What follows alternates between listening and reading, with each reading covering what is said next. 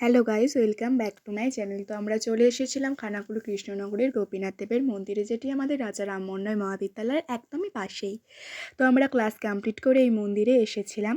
তারপরে গোপীনাথ মন্দিরের পাশেই যে রাধাবল্লভের মন্দির আছে, তো আমরা সেখানে গিয়েছিলাম। তো শুনেছি নাকি এই মন্দিরটি স্বয়ং বিশ্বকর্মা এক রাতে বানিয়েছিলেন। তো তোমাদেরকে আসল কারণই তো বলা হলো না, আমি যেই কারণে এখানে এসেছি। আমার ফ্রেন্ডদের এখানে ভোগ দেওয়া হচ্ছিল গোপীনাথ মন্দিরে, তো সেই জন্য আমার ইনভিটেশন ছিল, আমি তাই এসেছিলাম। তারপরে এই যে বকুল গাছটি তোমরা দেখতে পাচ্ছ, এখানে স্বয়ং কৃষ্ণ বাঁশি গেড়ে গিয়েছিলেন। এই বকুল গাছটি 500 বছরের পুরনো বকুল গাছ, এটাকে গুপ্ত বৃন্দাবনও বলা হয়। তারপরে এটা হচ্ছে দোল মঞ্চ, দোল মঞ্চের পরে এটা রাস মঞ্চ। তারপরে আমরা একদম লাস্টে খাওয়া দাওয়া কমপ্লিট করে বাড়ি চলে এসেছিলাম। টাটা।